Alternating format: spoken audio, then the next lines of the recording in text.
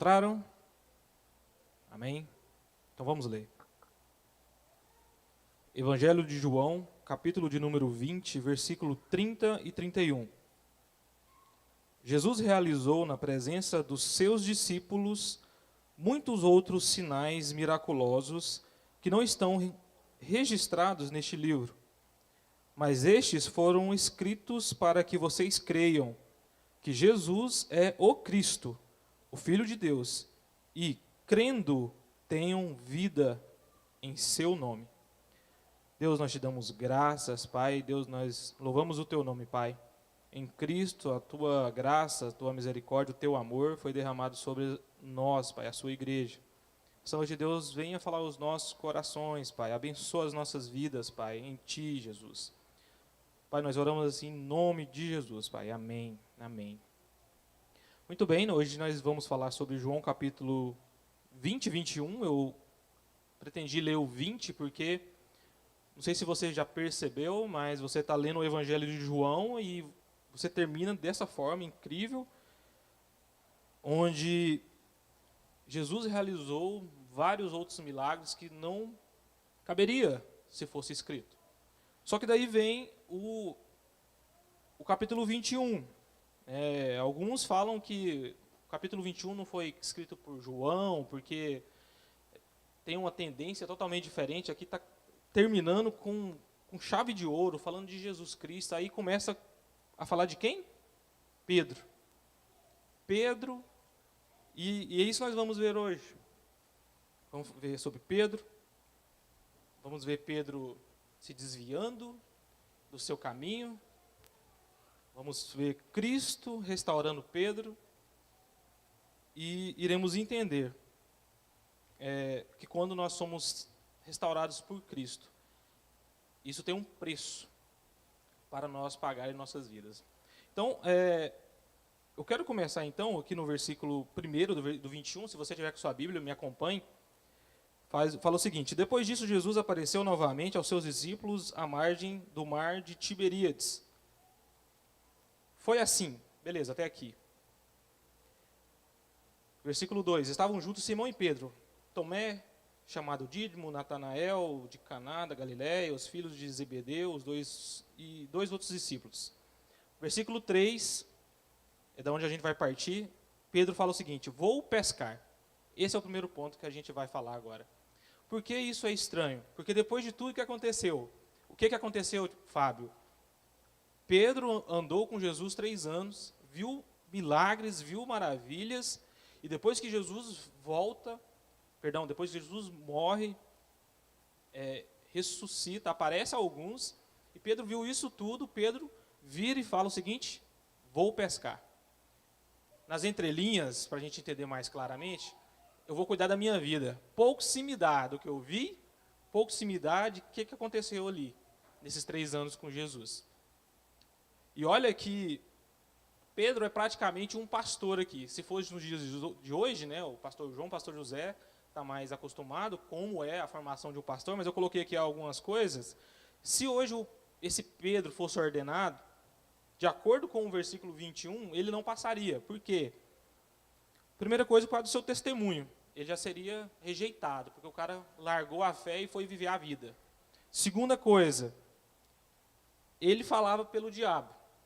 Lembra lá, né, que Jesus fala: afasta de mim, Satanás. Terceira coisa, ele puxa Jesus de lado e fala assim: olha, você não deve fazer isso, você deve fazer isso. Terceira coisa, quando as coisas ficam difíceis, ele nega Jesus 3 vezes. Então, assim, eu imagino, né, dentro desse contexto aqui que nós estamos falando do sermão, que ele não passaria na ordem dos pastores. Eu acho. Porque ele, aparentemente, olhando para os nossos olhos humanos, ele não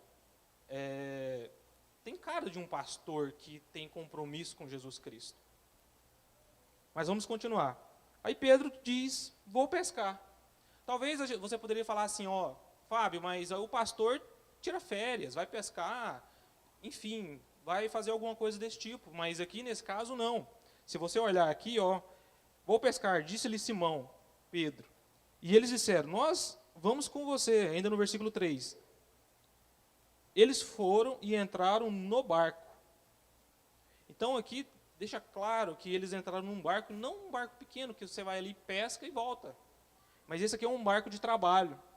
Inclusive no versículo 8, nós não vamos ler ele aqui, mas quando Pedro vê Jesus, está escrito que ele veste as suas roupas. Ou seja, quem vai pescar só para curtir, vai arrancar a roupa. E naquela época, não sei se você sabe, mas o pescador tirava a roupa e ficava só de sunga, mais ou menos.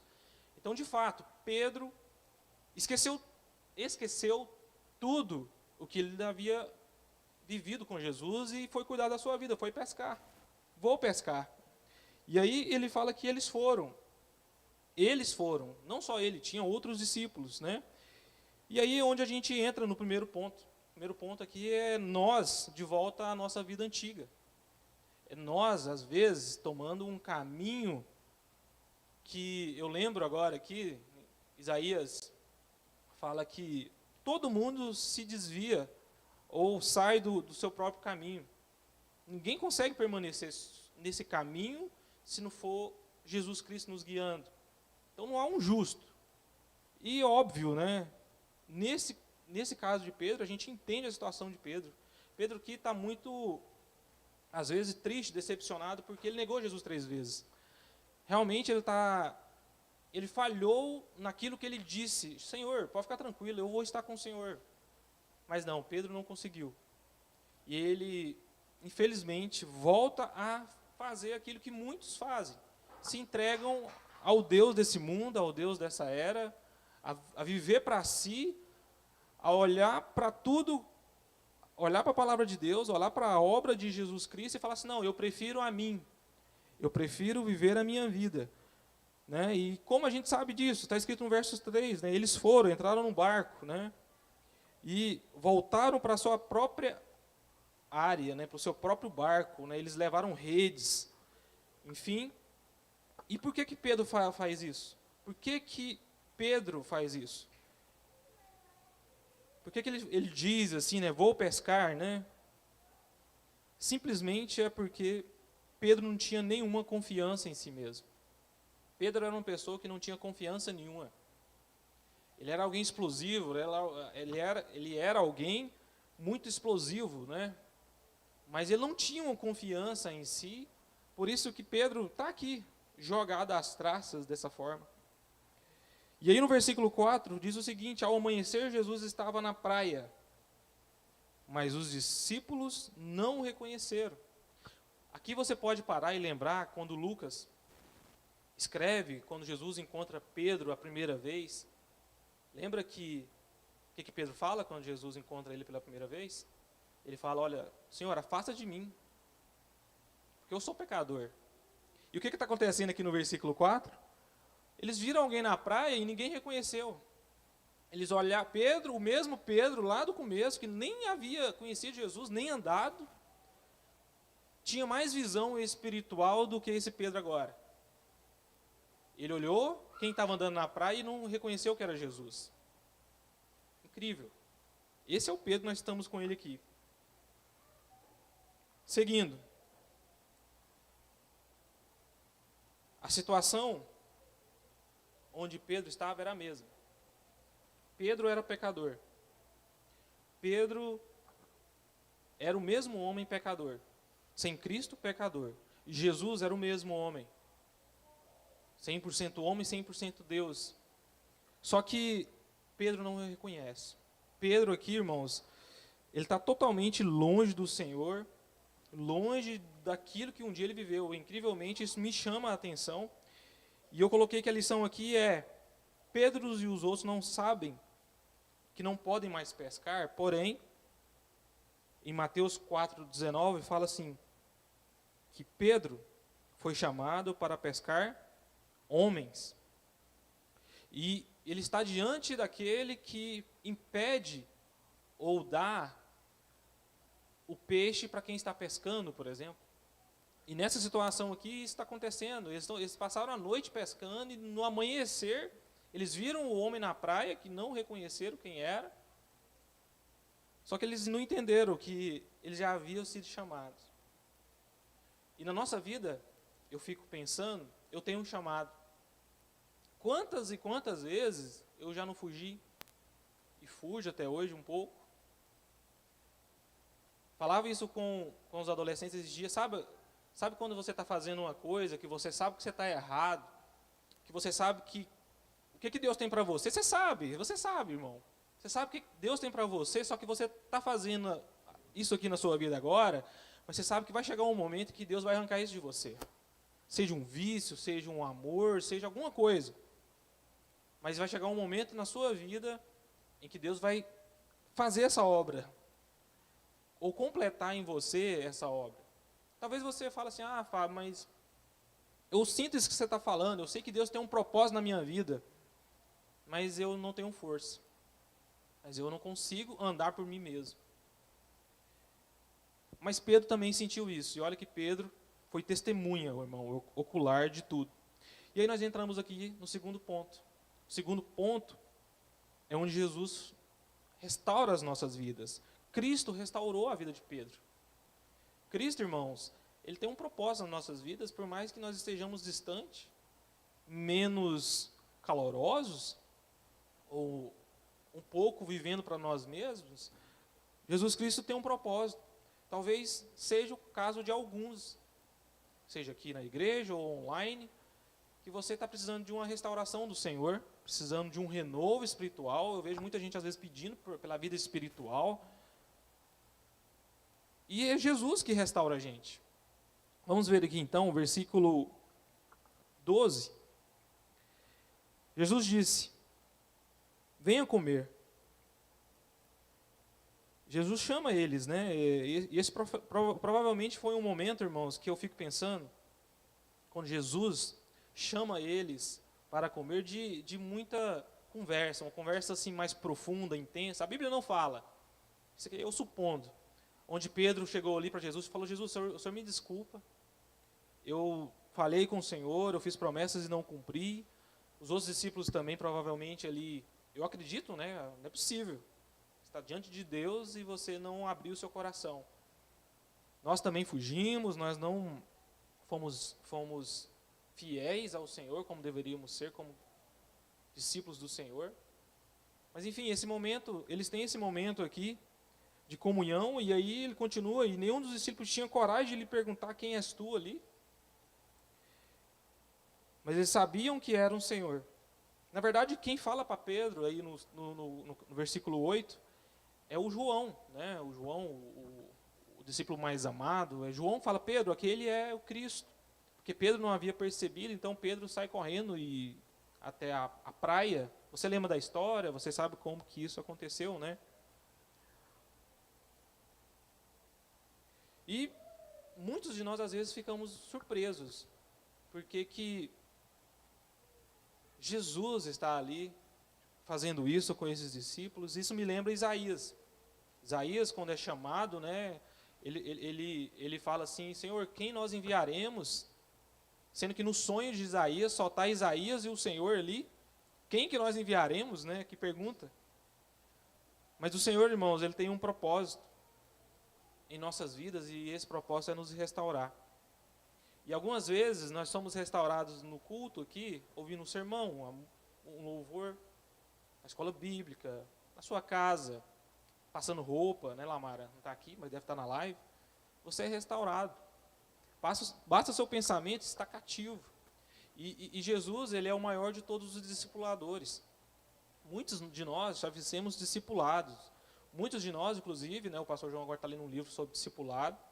Lemos livros sobre discipulado. Quando eu comecei com o Flávio, a gente fez um livro. Nós pegamos um livro, né, Flávio, lembra? Seguimos esse livro. Mas a grande questão aqui é: como que Jesus faz discipulado? Como que Jesus restaura a vida de alguém? Como que Jesus vai lá e pega um discípulo desobediente, uma ovelhinha, né, desobediente, e traz ela? Como que Jesus aconselha essa pessoa biblicamente? Como que Jesus pastoreia esse rebeldezinho, né? Essa ovelha rebelde? Jesus pastoreia, sabe de que forma, irmão? Ele faz 3 perguntas para essa pessoa. E qual que é a pergunta? É claro, está no texto: você me ama? É assim que Jesus discipula, né? Eu li isso, eu fiquei assim: gente, mas só né? A gente lê tanta coisa, a gente sabe que as outras coisas que a gente leu é importante, mas aqui no texto fala que Jesus discipula dessa forma. Ele chega em Pedro e fala: Pedro, você me ama? E ele fala isso 3 vezes. Incrível como Jesus é incrível, né? Como que ele discipula alguém numa fase tão simples? Pedro, você me ama? Pedro, você me ama? E na nossa vida, você lembra que você tem fases. Aqui na igreja, nas fases na sua vida. E uma das fases que eu coloquei aqui é que chega uma fase que todo mundo prega ou fala que você precisa acreditar em Jesus Cristo. Eu lembro disso quando eu era mais novo na fé. Você precisa acreditar. Ou quando você está ali na sala de juniores, criança, você precisa acreditar em Jesus. Aí você passa de fase.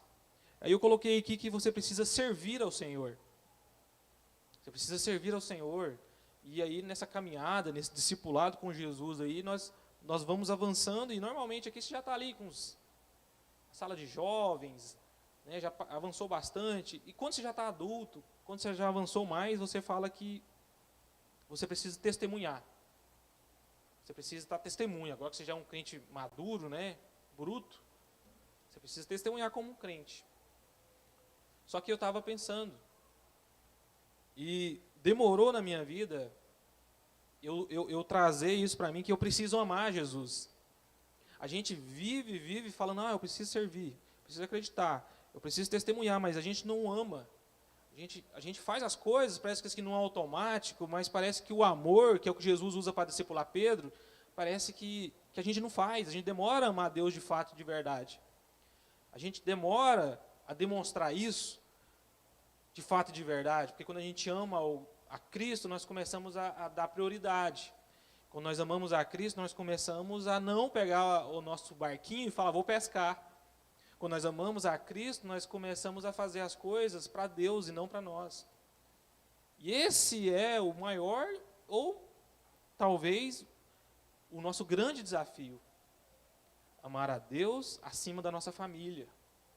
Amar a Deus acima dos nossos filhos. Amar a Deus acima dos meus sonhos, daquilo que um dia eu planejei para mim.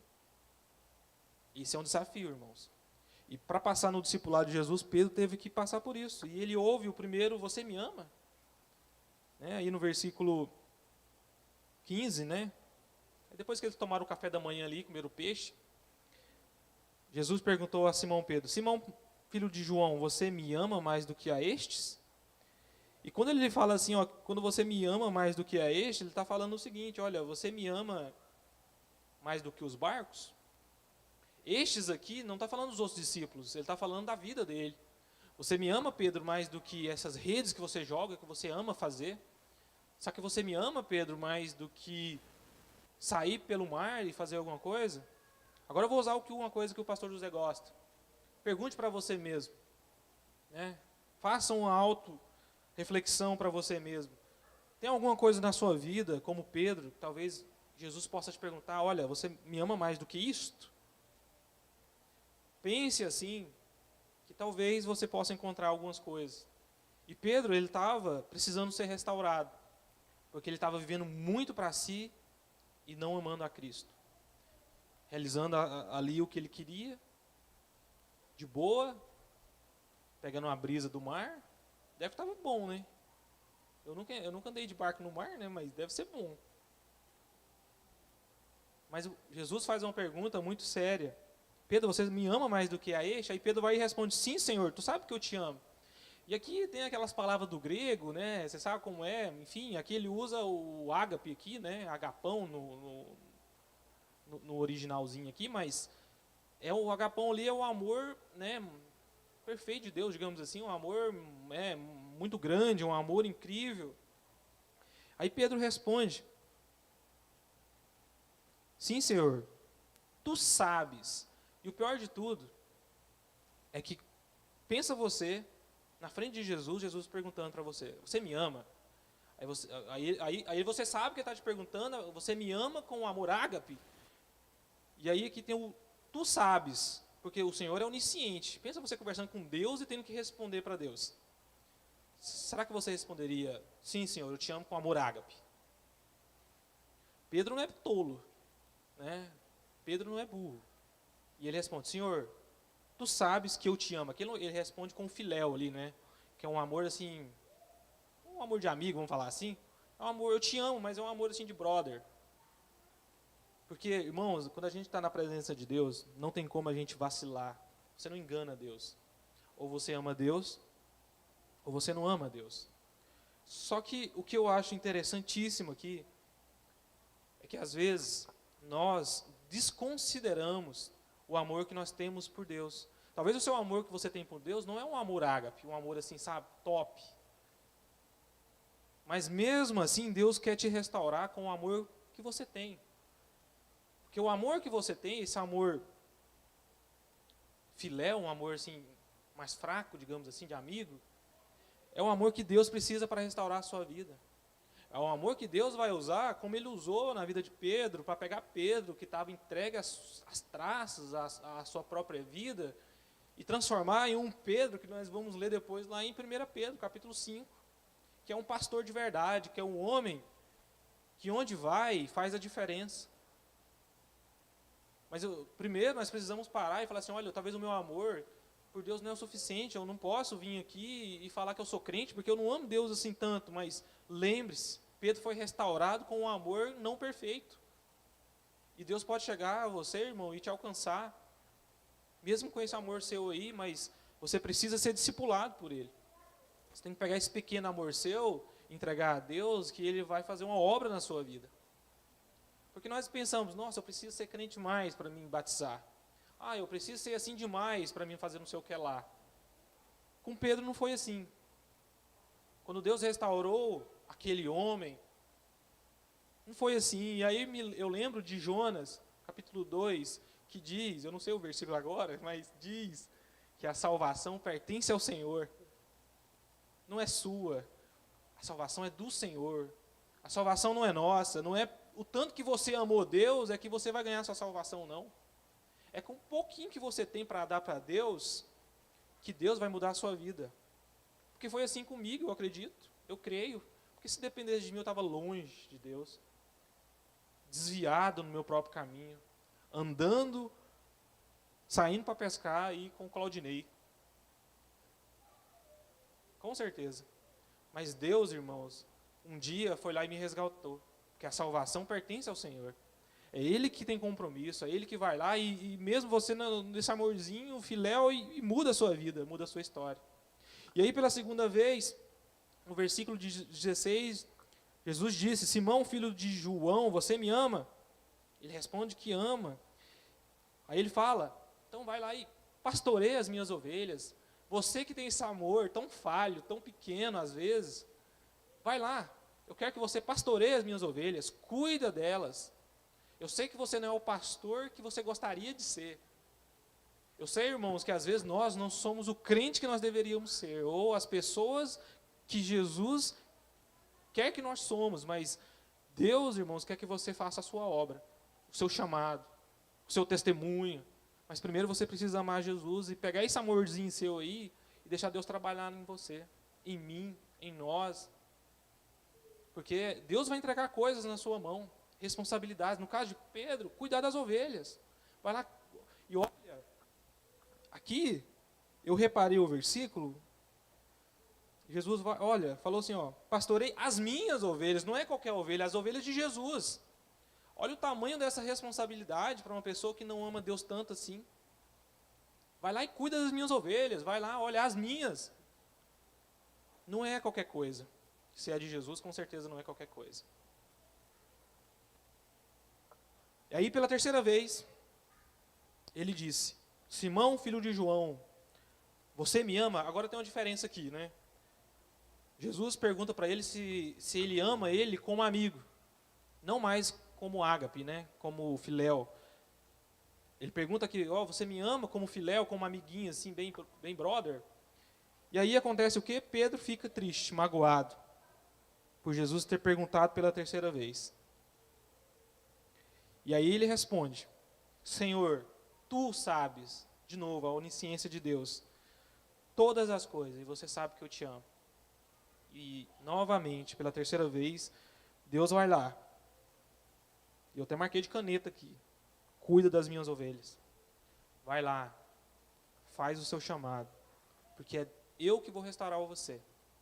É Deus que restaura a gente, irmãos. E para a gente concluir, o terceiro ponto é o custo que isso causa em nós.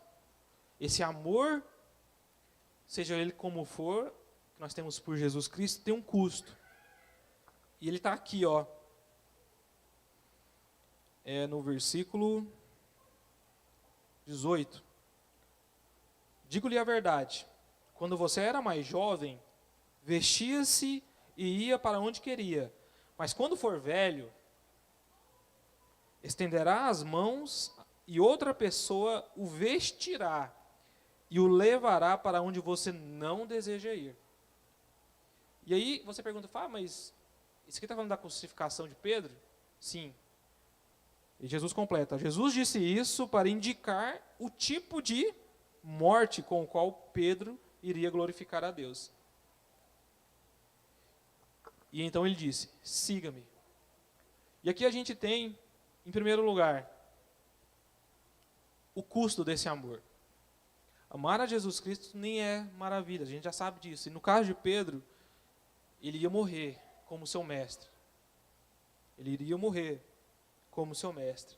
Em segundo lugar, aqui nós temos aquela cadência, assim, que nós precisamos negar a nós mesmos, como Pedro fez, tomar a nossa cruz e seguir a Jesus. Não há outro jeito. Aqui Pedro teve que largar a sua vida, negar a si mesmo, amar a Jesus, e depois que ele entendeu o custo desse amor, o quanto ele teria que pagar,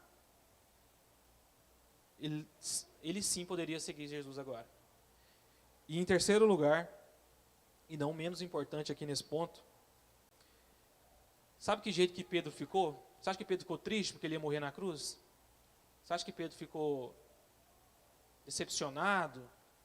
Pelo contrário. Se você olhar o texto, Pedro ficou feliz.